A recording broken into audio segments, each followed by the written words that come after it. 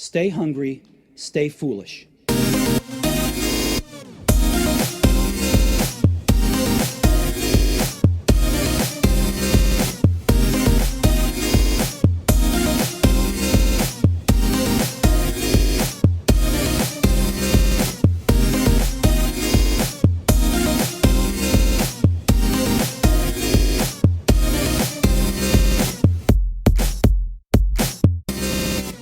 Our guest today shares how to explore, shape, and sell our ideas by teaching us how to write songs.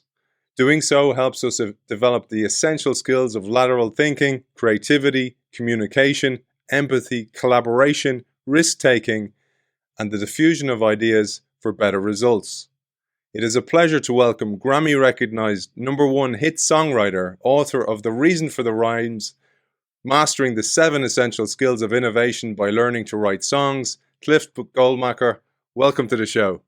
Aidan, thank you. It's a pleasure to be here. It's great to have you on the show, Cliff, and great news for our listeners today and viewers that Cliff has kindly offered a spare copy of his book here behind me that's up for grabs. Just sign up to the innovationshow.io newsletter, follow us on LinkedIn, and you can be with a chance to win a copy of that book. Cliff, let's start with the story of the Warden. Great. So thank you for having me, Aidan. It's a pleasure to be here. So when I teach my songwriting workshops to business teams, I don't necessarily know much about the makeup of the teams in advance. I usually have a facilitator who brings me in. And I was standing outside of the meeting room. And the last thing the facilitator says to me before I walk into the room is, by the way, this group, and this was a Fortune 500 company, this group is interesting because the head of the group was a former prison warden. And everybody is a little bit scared of him, and they kind of all do what he wants them to do. Good luck. So then I walk into the room, and I lead them through the beginning of my workshop and my songwriting exercise. And the entire time, the warden is just, I call him the warden, just stone-faced. I'm not getting any sense that I'm making any connection. And let's be honest, bringing songwriting into the workplace requires a certain amount of being relaxed and being willing to try something new. And I was very concerned that I was not going to get this person to take any chances at all. And since everybody sort of followed what he wanted, I kind of thought I was in big trouble. So we begin the exercise. We start to work on writing a song. And one of the things that I do in the exercise towards the end is I ask my participants, okay, now that we've written a verse and a chorus of a song based on your idea, what genre of the song do you think this would be? Is this a country song? Is it jazz? And out of nowhere, the warden says, well, I'm a big fan of the Scorpions, so 80s heavy metal, which already was surprising enough because I didn't get the impression he was really participating at all. We put the song to that kind of music and he went nuts. He was singing. Everybody had a ball. I think what it showed me is that the power of music to get people to step outside of their comfort zone and explore things differently is never more evident than when you bring it into an unlikely location like the office and get people to do something different and think about their ideas differently. So that's my story of the warden. The warden. It's funny because that person who's often a blocker, when you can turn them around, they become an advocate and they change the entire organization. And oftentimes, it's like you say, you're just not speaking their language, or in your case, speaking their music, right, or connecting them with on that level. Most of us know the Scorpions, by the way, from that Winds of Change song. It was the love ballad, not the heavy metal side. But let's get into it because I'd love to share your definition of creativity, because we hear so many definitions of creativity on the show, but from an artist's perspective, it must be very different because you've spent your entire life navigating a career from a micro level of songwriting and then a macro level of navigating the music industry. So for me, creativity at its essence, and I believe that everyone is innately creative. I think of creativity as getting out of your own way. So many of us are, as children, naturally creative because we're not told that we're not. But the older that we get and the more we focus on productivity, creativity is sort of a distraction or unnecessary or inessential. And so I think of creativity as trusting your instincts, getting out of your own way, and not self-censoring. So when you can tap into your own, what I consider to be an innate sense of being a human, of being creative, then really anything is possible. You reminded me there of a Pablo Picasso quote that I absolutely love, that every child is an artist. The problem is how to remain an artist once we grow up, because life beats it out of us. You know, people think you're acting childish, but we need to embrace that inner child and keep it alive. But I wanted to come to something that really connected with me that you said. You said, when it comes to songwriting, you said it's about taking what's important to you and translate it into a medium that would connect with other people on a deep emotional level. And I thought to myself, well, that's what leadership is, and that's what storytelling is. It's so important to be able to sell people a vision. And I don't mean sell them in a negative sense. I mean just transmit that message to them to get them to rally around that vision and that story. That's exactly right. I think that in any medium, if you can distill your message into something that is not only clear, but compelling, and if it's emotional to you, it will be emotional to your audience, whomever that audience might be. So songwriting is my way in to showing people, this is how you tell a story. This is how you refine your message. This is how you embed emotion into an otherwise, and let's be honest, the business world isn't known for the most colorful metaphors, right? So my job is to embed some of that color and emotion into your message, because that's what makes us all human, and that's what connects people to a message. Brilliant. And you quoted Peter Drucker in the book, which was great to see from in a book about songwriting. And you said, above all, innovation is work rather than genius. Reminded me of Edison as well, that 99% perspiration, 1% inspiration, because you almost have to fail your way to success. But you say in a similar vein, songwriting is simply a matter of giving already intelligent people the tools they need to enhance their innovation skill set. That reminded me of the Warden, but also a great friend of the show and a great person, D Hawk, the founder of Visa, who we've done a 7-part series on. He said, he taught me this word, educe, E-D-U-C-E, which is the root of the word education. And what it means is to draw out what somebody has already inside them, that most people have the answers, most people have the creativity, it just needs to be drawn out of them. When I started doing my songwriting workshops for business teams, and this was about 5 years ago, I remember sitting with the initial team, the organizers, and they were saying, well, look, if maybe one of the groups writes a song, that's great. We won't worry about everybody writing a song. So there was already this sort of fear or concern that there's no way people will be able to write songs. That's a magic trick as far as most people in the business world are concerned. But my method is simply to break it down into the pieces that anybody already understands, because that's all songwriting is, like any art.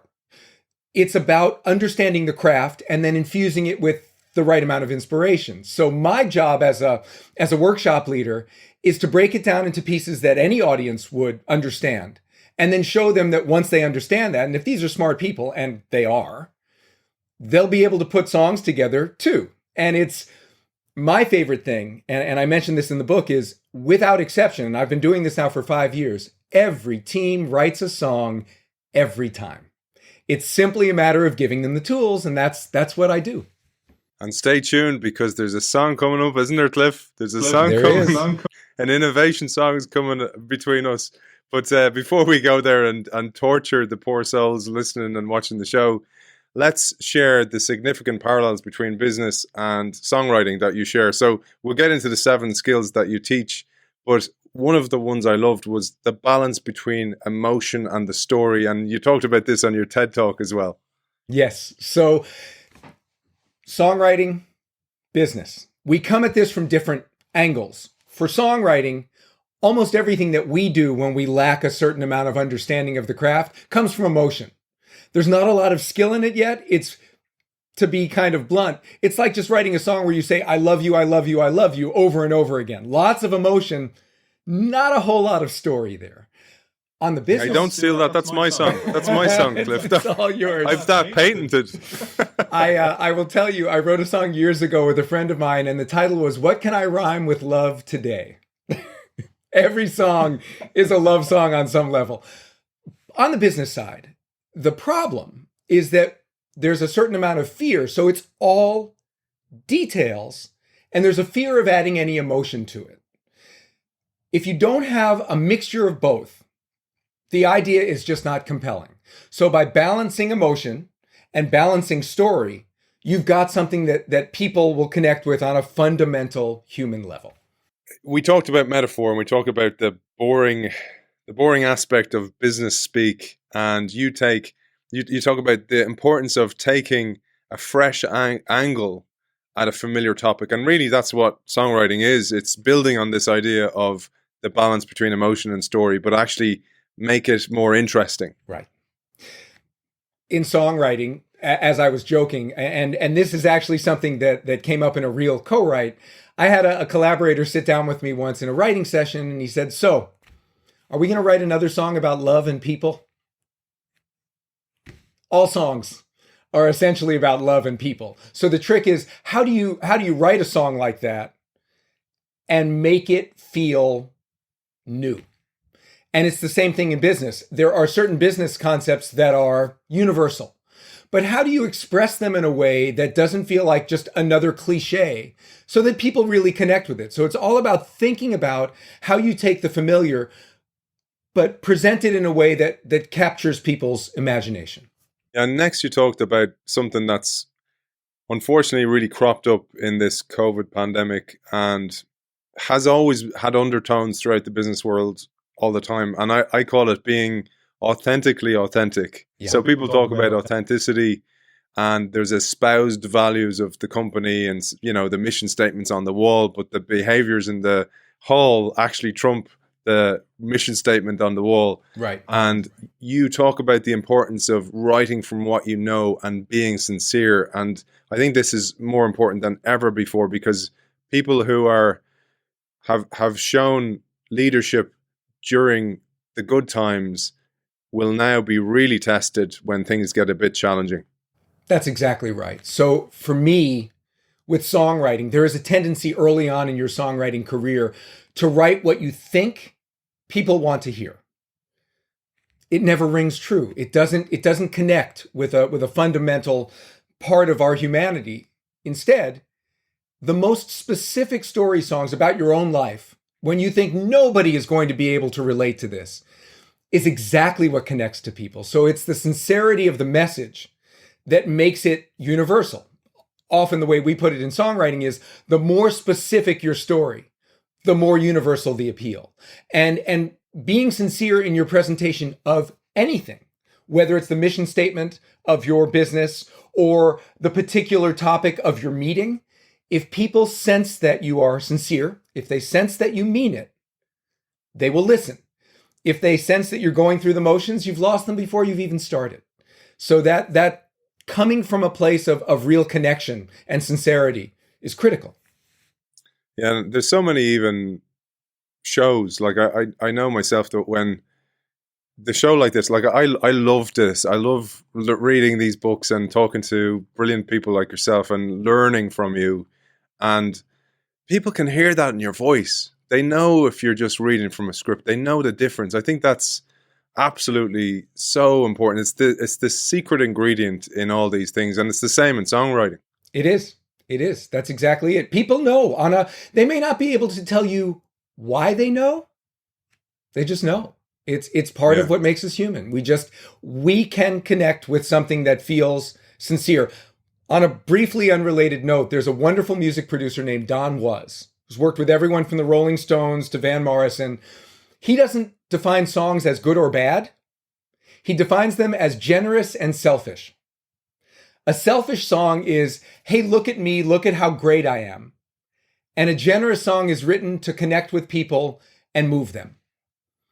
And that's something that people just feel. You don't have to explain it to them. They'll know.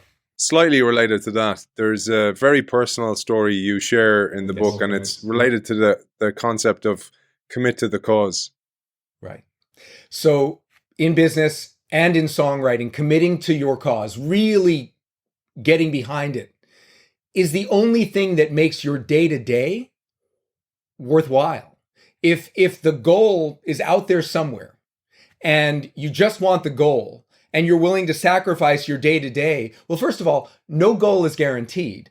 And in the process, you've mortgaged the only thing that you do have any control over, which is your day-to-day experience. And my story very specifically is when I was living in New York City, I was put together through a mutual friend at a record company to write with a young artist that they had just signed to what is called in the business a development deal.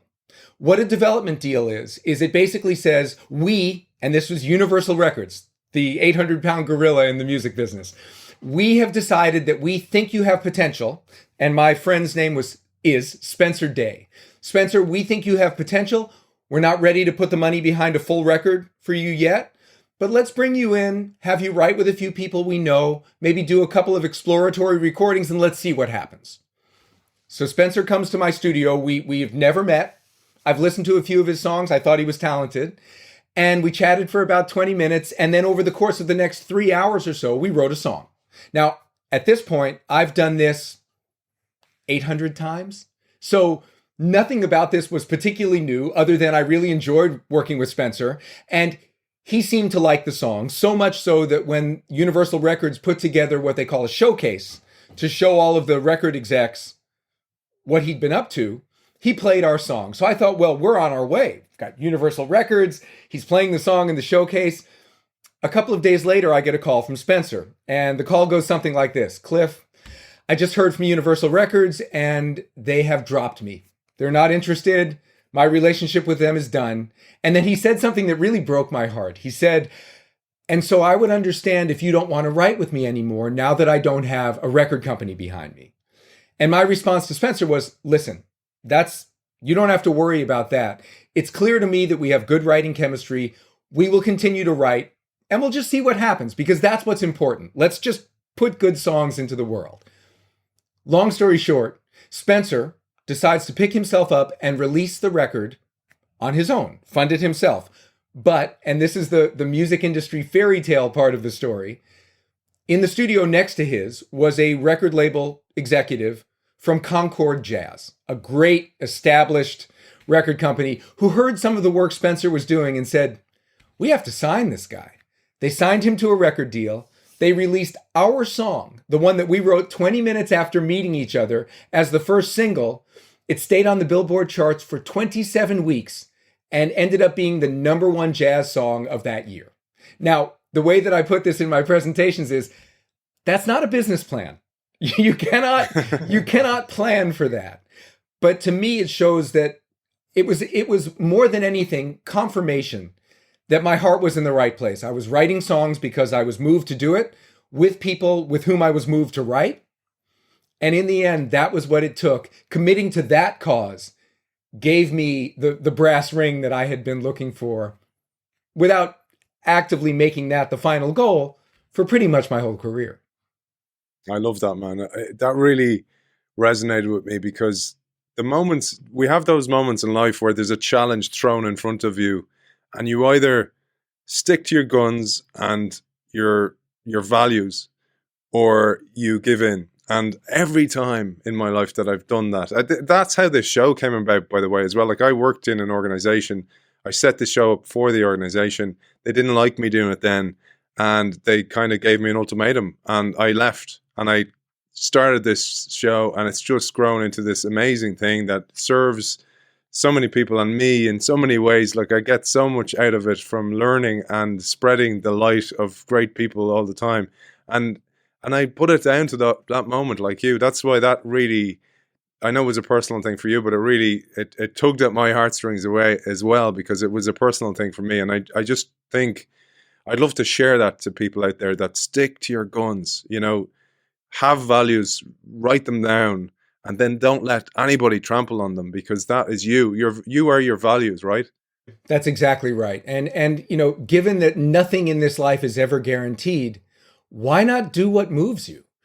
You can't you can't know what the ultimate outcome will be. And if I've learned anything in 30 years in the music business, it's that there is no such thing as a straight line from doing one thing and getting a result.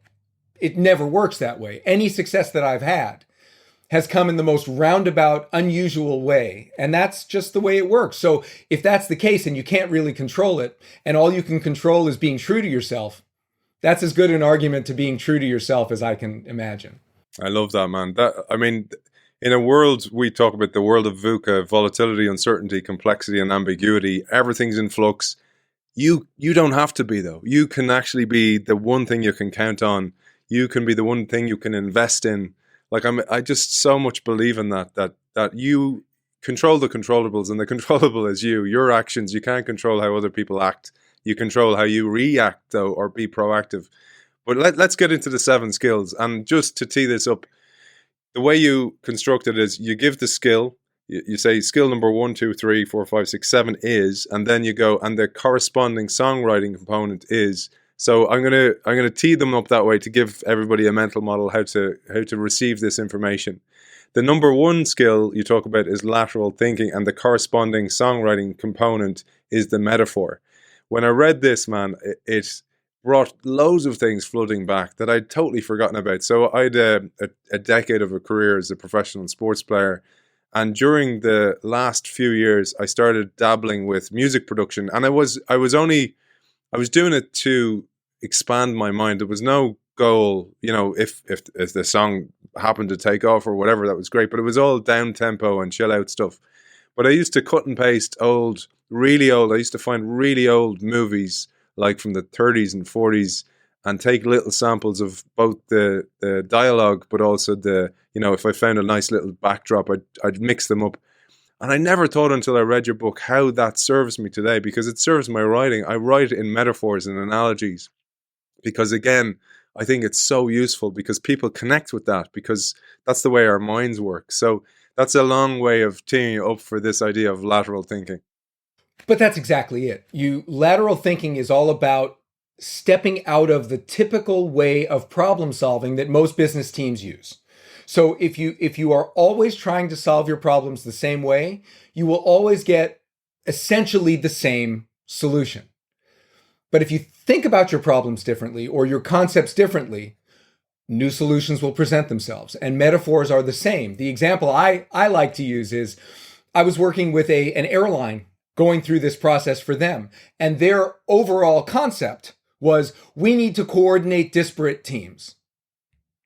It's not a particularly inspiring concept. I understand the need for it, but it's not particularly... Yay, let's get behind that. Exactly. So what we did is we wrote a song where the metaphor was geese flying south for the winter, because using the metaphor of the geese who need each other to survive makes that idea of coordinating your teams much more emotional and much more real. And if you'd like, I happen to have my guitar here. I can play Go you. for it, man. Pull it out. So, what were the chances? You never know when a person's going to bring a guitar to you happen to be in your studio, man. It'd be rude not to. So this is a song I wrote with the airline executives about coordinating disparate teams, and it's called "If You've Got My Front, I've Got Your Back."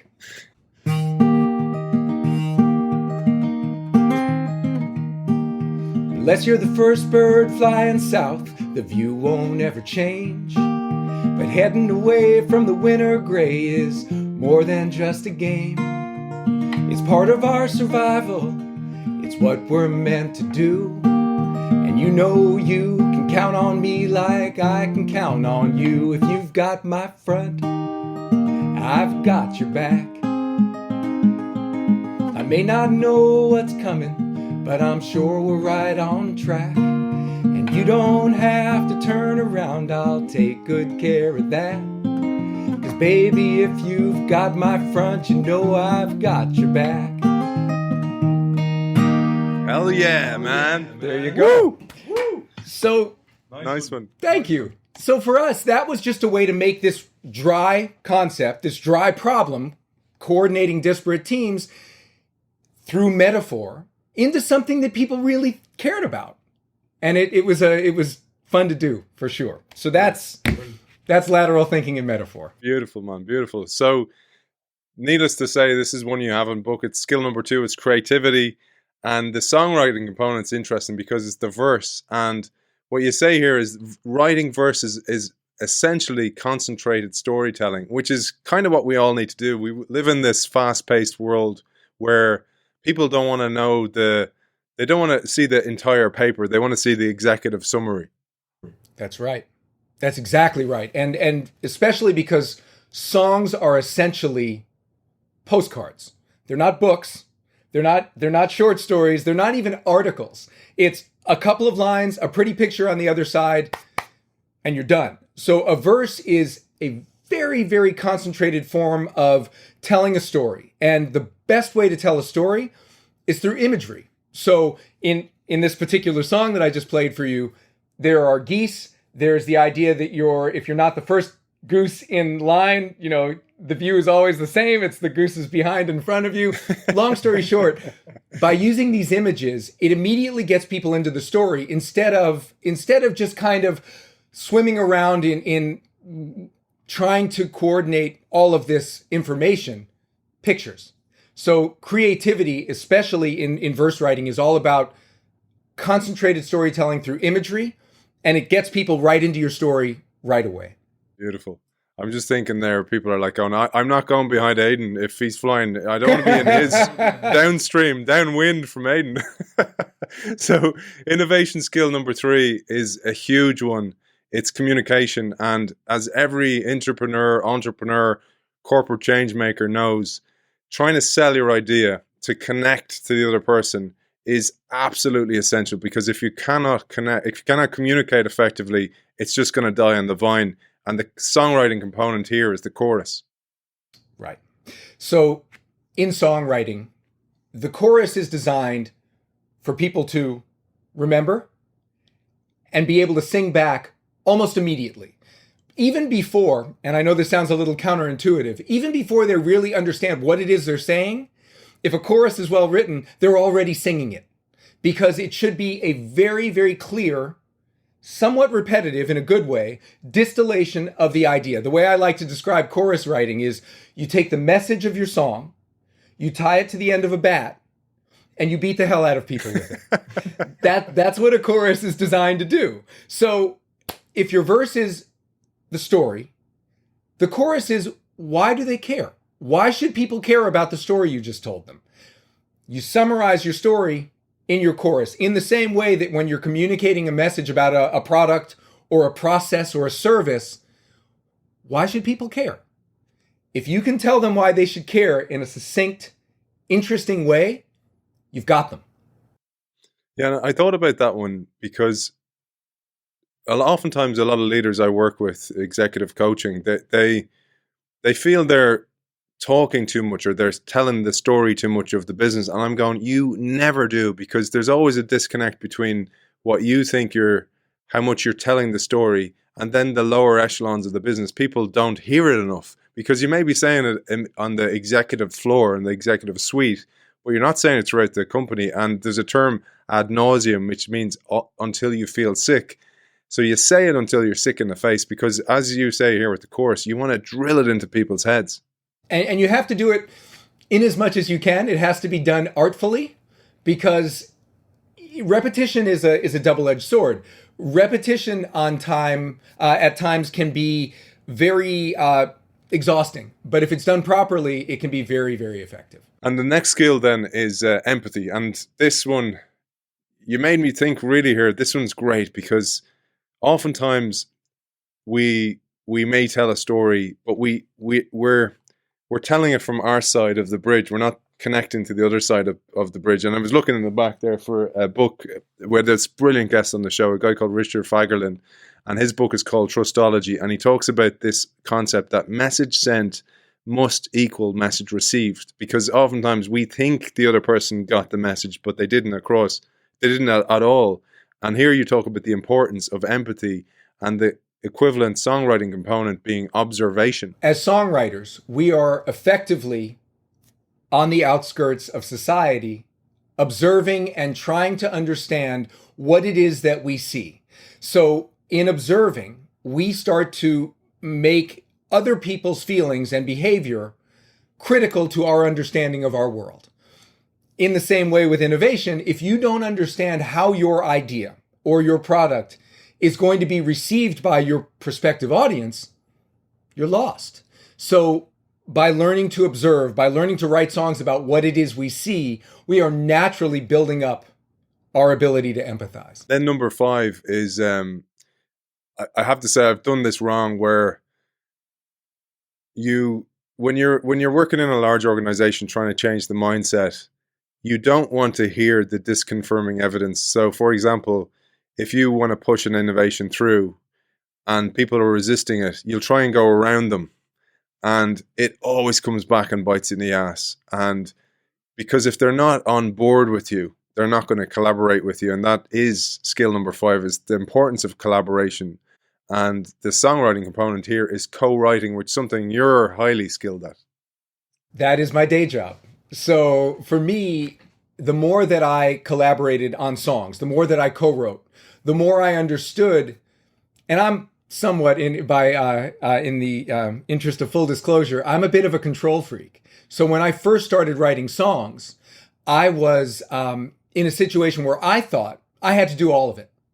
And what I describe as my first couple co-writing efforts were me writing a song near someone, which is no good, because when I started to have genuinely effective co-writing appointments, it was when I was paired with people who were strong, where I was weak, and vice versa. And then all of a sudden we were ending up with these songs that were better than either one of us could have created alone. And once that light bulb turned on, once I started to really understand that when I align myself with people who enhance not only what I do through their strengths, but that I can help them through mine, then everything became clear. And collaboration, especially for innovation, is, to your exact point, not just about getting teams to work well together. It's about getting silos within a company to work together and to get on board. So there's a lot of importance in getting internal collaboration in order to get an innovation to move forward. For you, that must be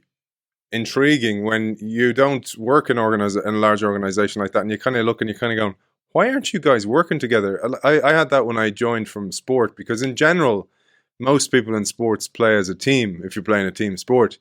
And when I went into the corporate world, I was flabbergasted by, if you taking your geese song, if I was flying behind somebody in the geese, they'd be like releasing all kinds of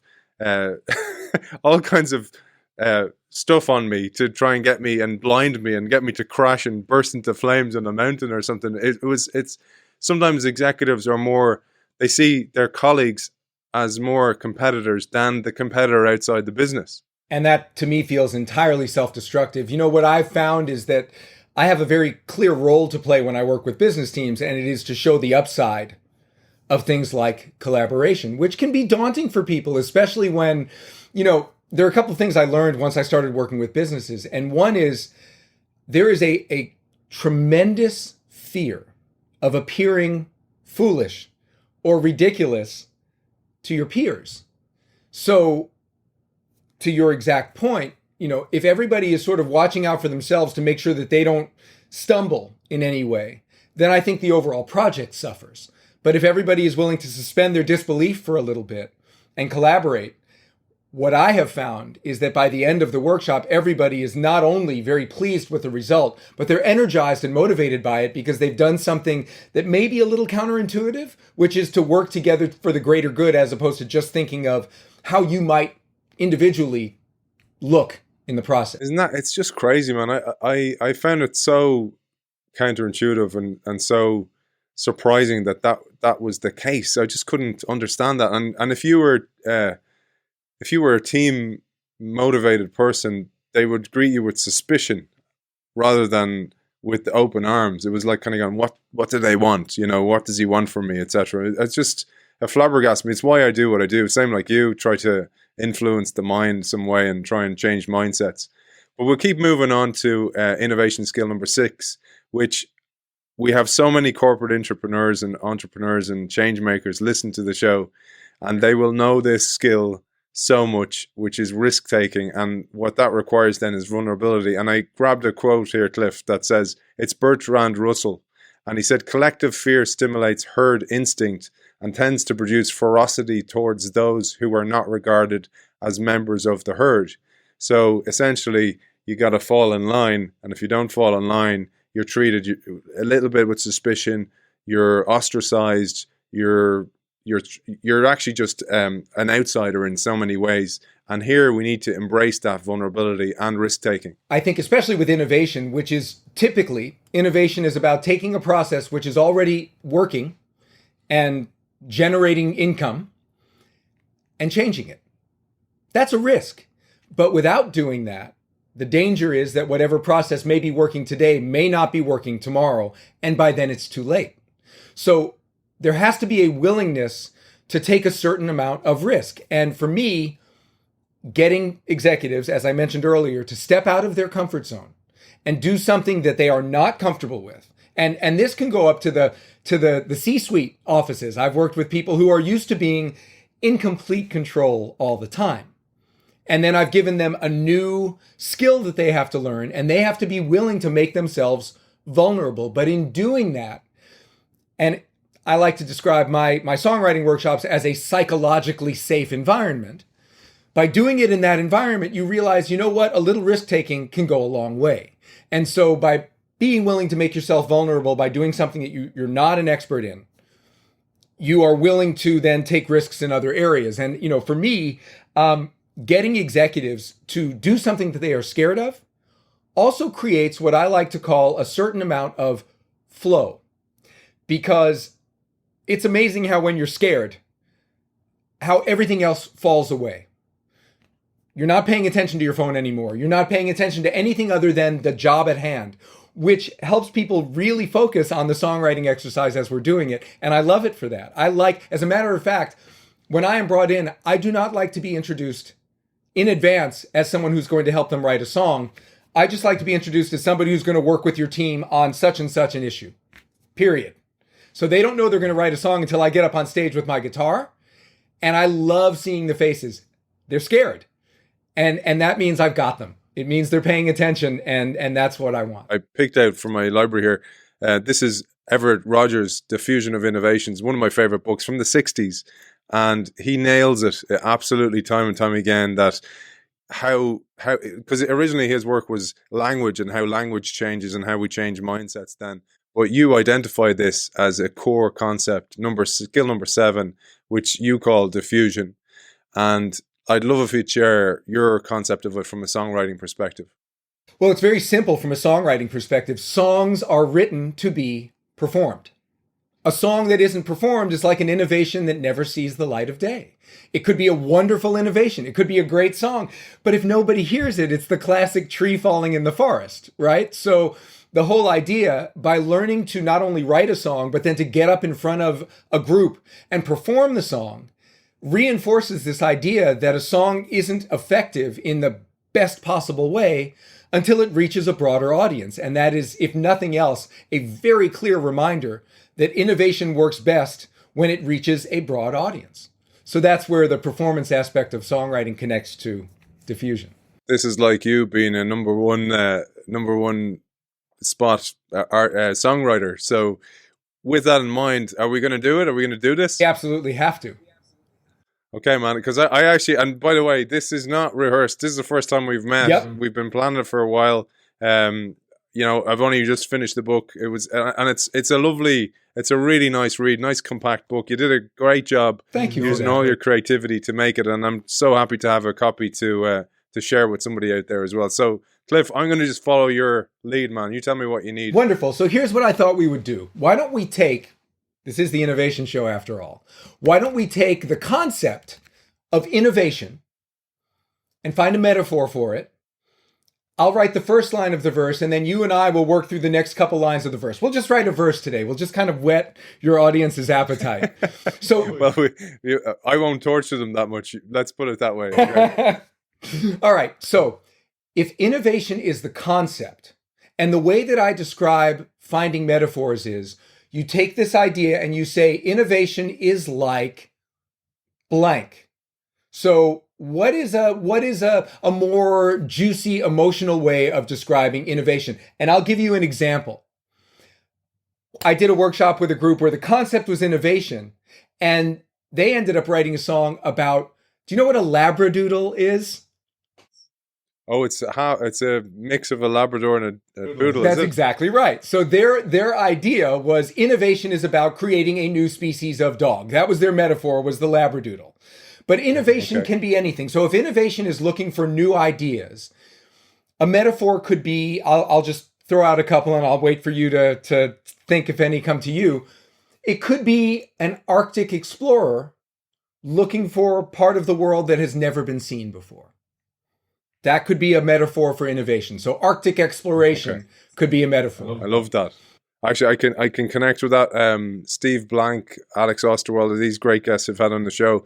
They talked about the importance of exploration, while management of the business as it is today is exploitation. Innovation is exploration of the future.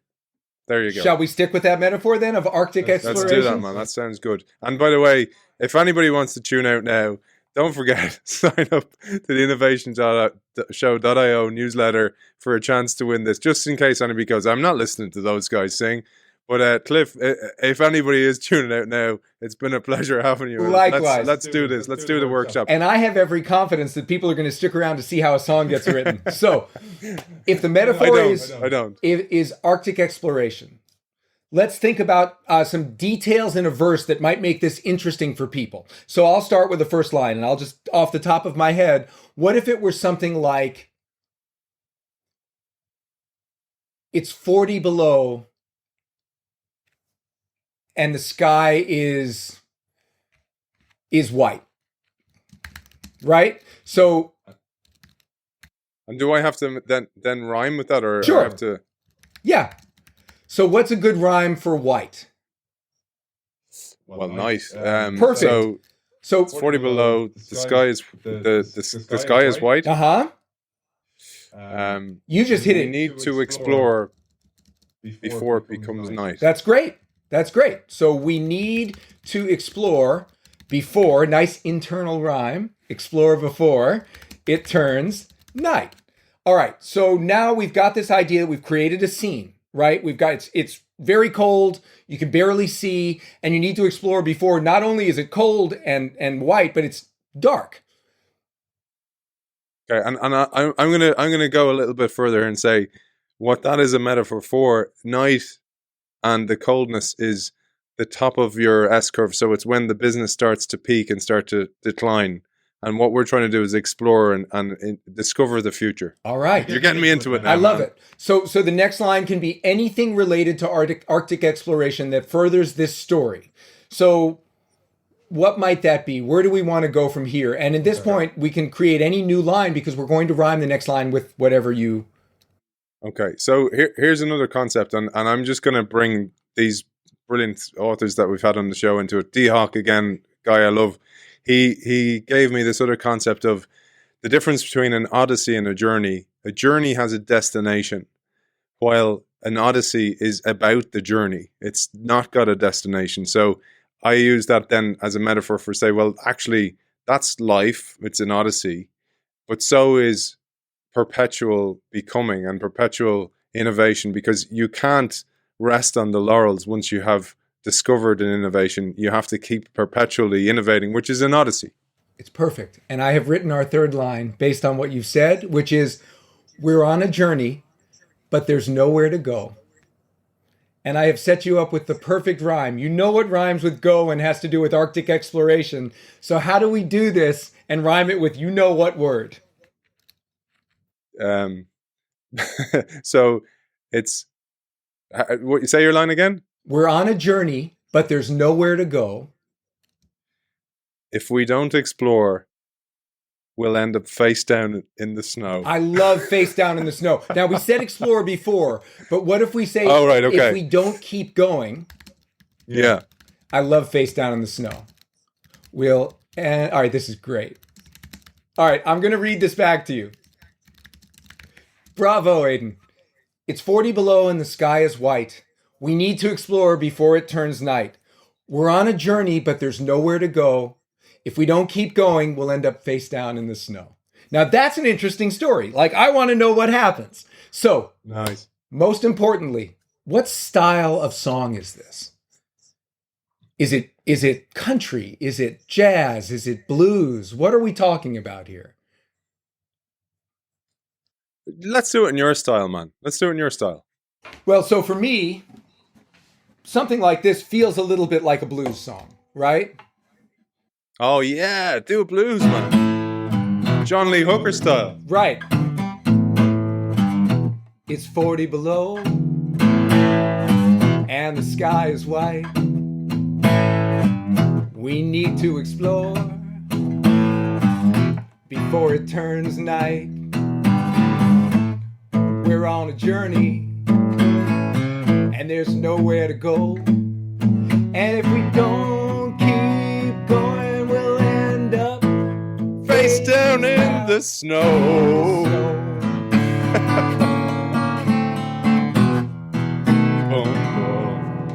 There you go. And that's how you do that, Aidan. Nice, brother. I tell you what, man. Let's wrap it up, and I'll tell you what we'll do. Let's do a promo for the show that I'll share on LinkedIn, because we'll do a 30-second promo. We'll do that afterwards, and I'll share it on LinkedIn, and we'll do that as a promo to promote the show. But we'll wrap up for now. So, absolute pleasure, man. It's been really, really good. Is there anything you want to share that I haven't asked you, or let's share where to find you, where to find your corporate workshops, etc.? Wonderful. And thank you, Aidan. This was really fun.